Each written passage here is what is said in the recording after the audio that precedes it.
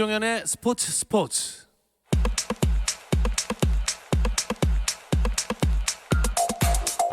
국내 축구 이야기 축구장 가는 길 시작하겠습니다. 함께할 두 분 소개해드릴게요. 월간 축구 전문지 포포투의 류청 기자, 스포츠조선의 박찬준 기자 함께합니다. 안녕하세요. 안녕하세요. 자, 코로나19가 재확산되면서 스포츠계가 다 비상인데 K리그도 무관중 체제로 돌아가고 있죠. 네, K리그는 지금 무관중 체제를 선포한 곳이 17군데고요. 그러면서 K2를 포함해서 5곳만이 지금 관중을 받고 있는데 관중을 받는 곳만 부르는 게 더 빠를 정도입니다. 울산 현대, 상주 상무, 포항 스틸러스, 전남 드래곤즈, 경남 FC만 관중을 아직도 받겠다고 선언한 상황입니다. 상황이 이렇게 되다 보니까 프로축구연맹이 선수 임금 조정 권고안을 발표했다고요. 연맹이 19일이었죠. 제5차 이사회를 열어서요. 선수와 구단의 상생을 목적으로 하는 코로나19 고통분담 권고안을 의결했는데요. 올 시즌 등록 선수 중 64%에 해당하는 기본급 3,600만 원 초과 선수들만 대상으로 하고요. 자녀 4개월분 기본급 10%를 감액한다는 내용입니다. 예를 들면 이제 연봉이 5천만 원인 선수들은 3,600만 원은 보장받고 나머지 이제 1,400만 원만 감액이 적용되는데요. 전체 연봉에 대해서 이 감액을 적용할 경우에는 이제 선수 개인에 대한 타격이 워낙 클 수밖에 없으니까 남은 4개월의 연봉에 대해서만 10%씩 감액하고요. 따라서 이제 연봉이 5천만 원의 선수는 1,400만 원에 이제 30분의 1, 그러니까 46만 6천 원만 반납하면 됩니다. 연봉 중 실제 감액 비율이 3% 안팎이라고 보시면 될 것 같습니다. 네, 생각보다 막 엄청 많진 않게 들리기도 하는데 어쨌든 선수협의 입장은 어떤가요? 일단 선수협은 20일에 입장문을 냈는데요. 모든 역량을 총동원해서 선수들의 동의 없는 임금 삭감을 저지하겠다. 선수들이 부당한 상황을 겪는다면 긴급 대응 지원 체계를 구축해서 총력 지원하겠다고 밝혔는데요. 어쨌든 선수협은 계속해서 선수의 동의가 없는 임금 삭감은 안 된다는 입장을 펼쳐왔는데 결과적으로는 이 지금 연맹이 제시한 총액으로 보면 3% 안팎의 감액안도 지금 거부한 것으로 보입니다. 근데 예전에 기억에 K리그 그 연봉 감액을 선수협이 먼저 한번 제안한 적이 있지 않았나요? 지난 4월이었습니다. 이제 K리그 개막이 코로나19로 미뤄진 그때 이제 프로연맹에 직접 연락을 취해서요. 선수의 동의를 전제로 연봉을 감액할 경우에는 이제 고통분담에 동참할 용의가 있다라고 제안을 했는데요. 이후 2달간 여러 차례 양측이 테이블을 차려서 만나긴 했지만 뚜렷한 결론은 내지 못했던 상황이었습니다. 그럼 지금 총력 저지하는 이유가 결국 선수의 동의가 없었다, 이 부분이 되겠네요.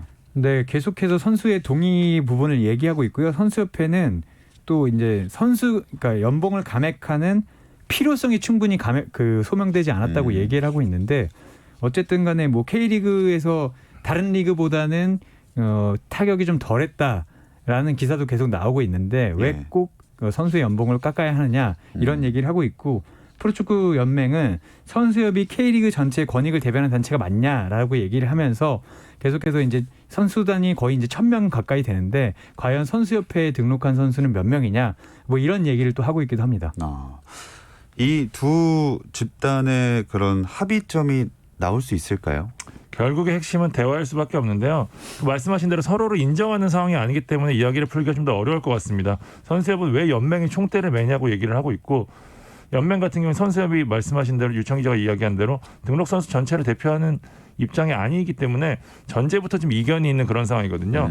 결국에는 구단이 어떻게 역할을 하느냐가 중요할 수밖에 없는데 저 같은 경우는 좀 그래요. 제가 지금 신문사를 다니고 있으니까 신문협회에서 갑자기 일괄적으로 연봉을 깎아라라고 얘기하면 당황할 수밖에 없거든요. 그러니까 저희 회사에서 이러하니 삭감하십다라고 얘기하는 거랑은 사실 완전히 다른 거기 때문에 지금 연맹과 선수협이 껴있는 지금 상황이 좀 저 개인적으로 좀 웃기다고 생각을 좀 하는 편이거든요.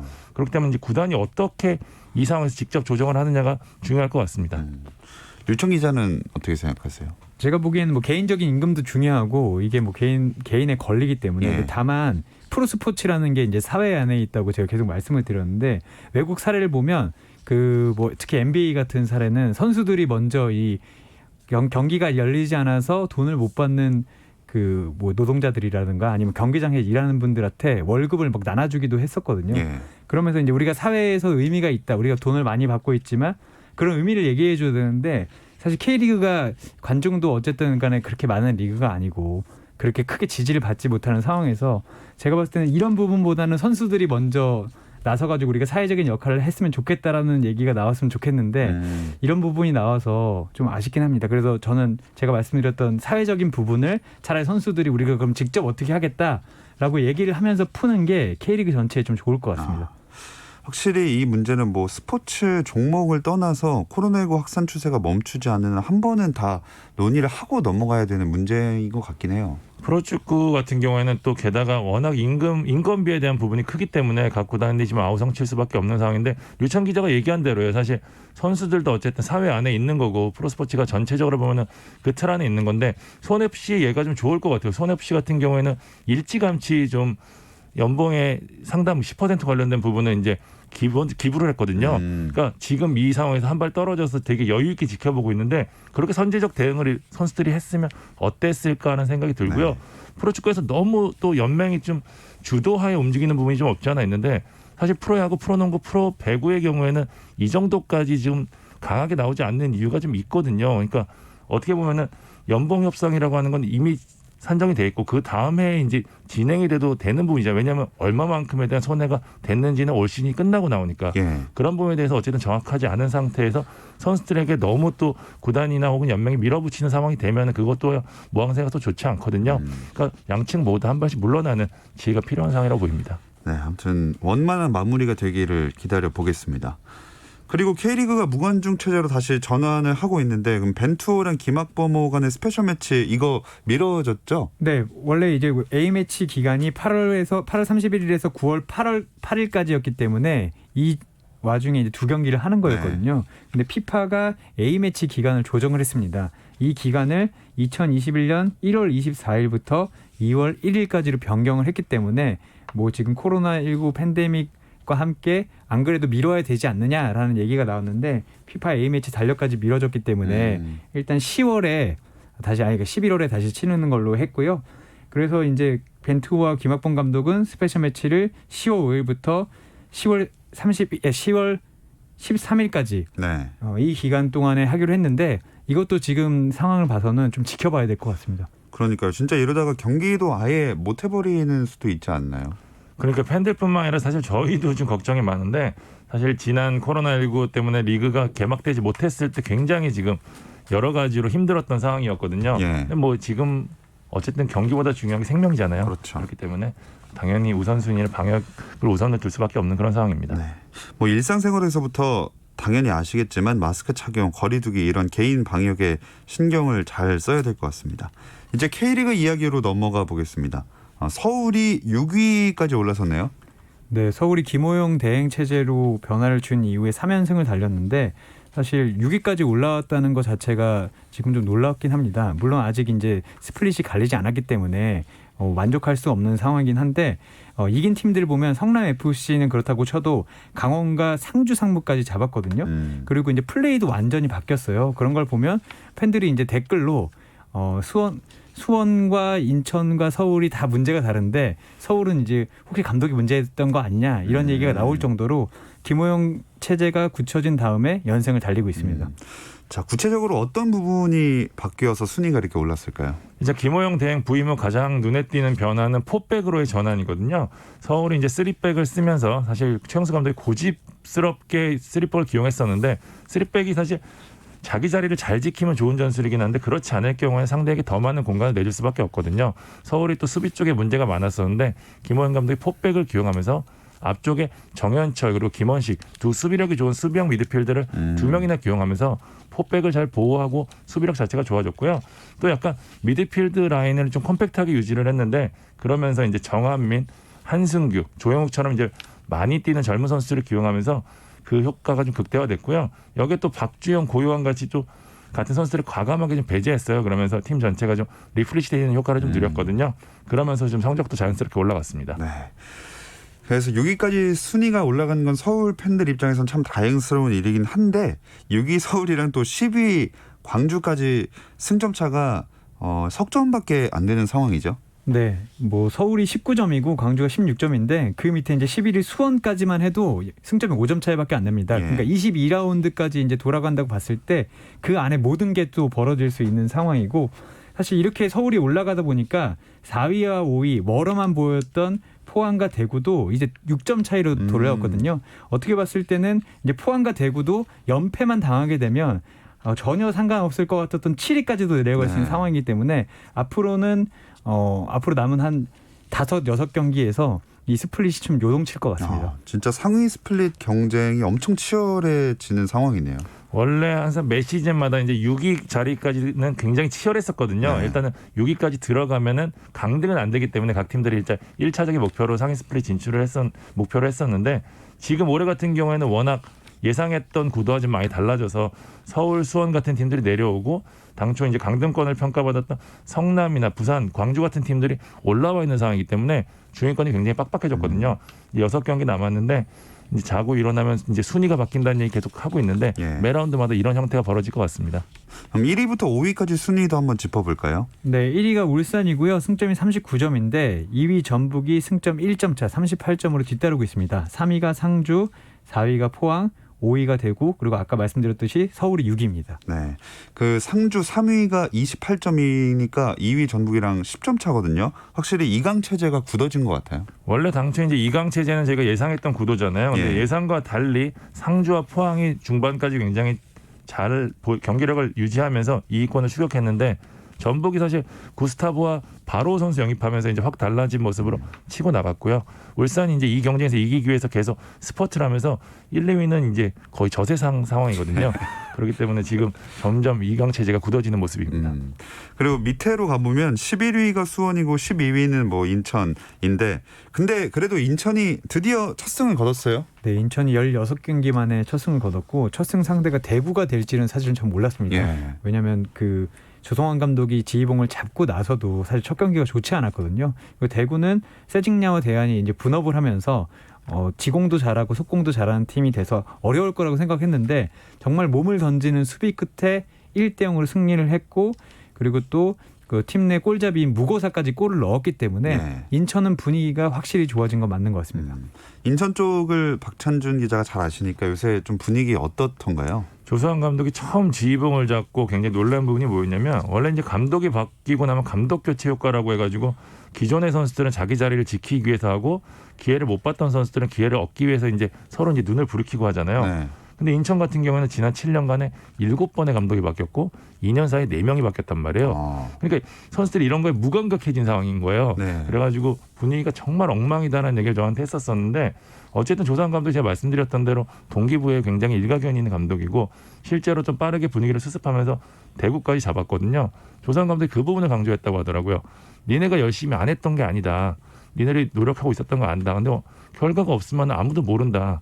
99% 노력해도 1%를 안 했으면 아무 의미가 없다. 나랑 지금부터 1%를 해보자 라고 했는데 그 결과가 어쨌든 대구전을 통해서 나왔고요. 그러면서 이제 분위기는 점점 더 올라가고 있는 그런 분위기입니다. 네, 어쨌든 인천 입장에서는 첫 승을 거두고 좀 분위기를 쇄신할 수 있는 기회가 된 것 같습니다. 근데 탈꼴찌 경쟁을 하고 있는 수원과 인천이 이번 주말 17라운드에서 맞대결을 펼치게 되는데요. 이 이야기는 잠시 쉬었다 와서 나눠보겠습니다.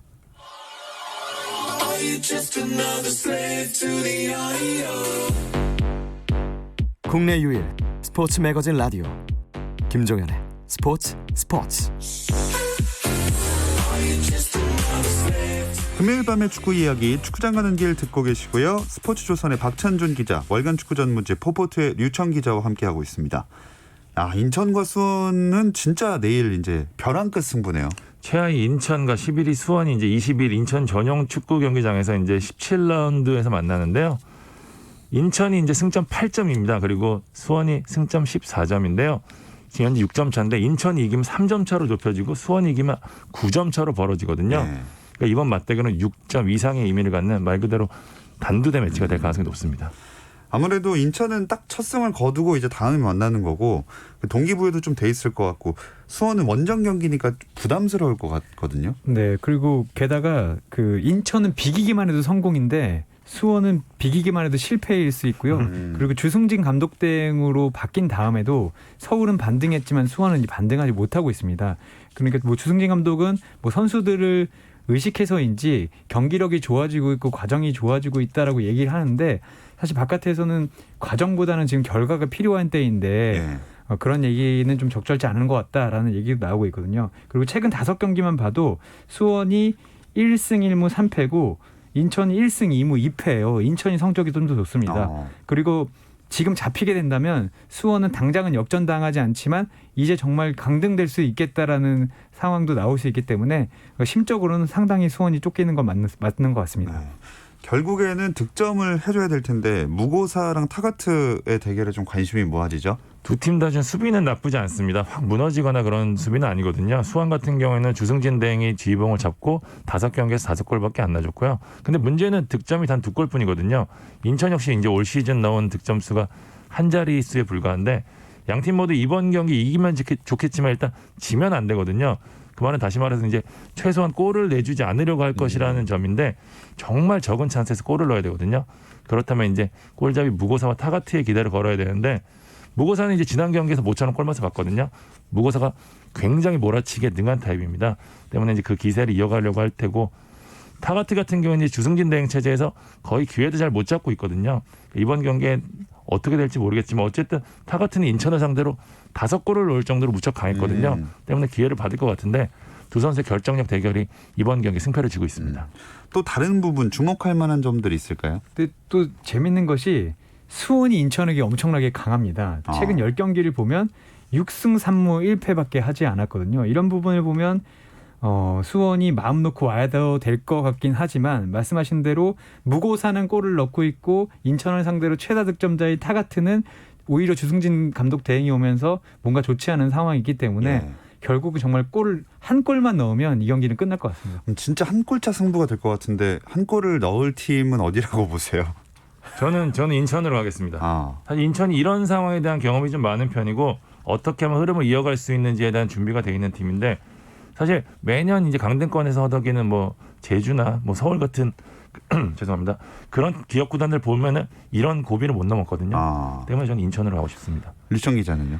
저는 조금 더 안전하게 가자면 인천이 지진 않을 것 같습니다. 승점 1점 이상은 가져갈 것 같은데 그래도 수원이 최근에 말씀드린 대로 경기력이 나쁘진 않거든요. 가운데서 이제 박상익 선수라든가 뭐 고승범 선수라는 이 선수들이 잘해주고 있기 때문에 지진 않을 것 같은데 수원이 이기긴 또 어려울 것 같습니다. 반대로 얘기하면. 무승부일 가능성도 어느 정도 있다. 네, 저는 한 골씩 주고받고 무승부일 가능성이 가장 크다고 봅니다.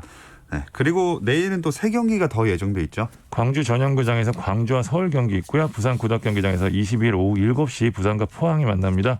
그다음에 8시에는요. 강릉 종합운동장에서 강원과 대구가 격돌합니다. 네, 먼저 광주와 서울이 4연승 할 수 있을까 이게 좀 궁금하네요. 뭐 가능성은 충분한 건 맞는데 광주가 만만치 않습니다. 광주 쓰리톱이 윌리안 그리고 갑자기 펠리페 어먼상 선수인데 펠리페 선수 이름이 항상 페드로인지 펠리페인지 항상 헷갈려서. 예. 근데 그 펠리페 선수는 제가 봤을 때 K리그 지금 타겟형 스트라이커 중에 가장 좋은 모습이고 게다가 중거리 슛도 좋거든요. 그리고 윌리안 어먼상은 주력으로 봤을 때 1등입니다. 근데 서울이 지금까지 만났던 팀들은 특장점이 있다기보다는 경기력이 좋은 팀들이었는데 이 광주가 서울이 지금 올라온 것을 보고 버티면서 역습을 하겠다라고 하면 서울이 완벽하게 깨트릴 만한 무기도 없는 게 사실이라서 저는 이번에 좀 쉽지 않은 경기가 될 것 같은데 다만 이제 그 광주의 미드필더 여름 선수가 그 사후 징계를 받아가지고 이번 경기 나오지 못하거든요. 예. 그런 부분을 좀 잘 파고들어야 될 것 같습니다.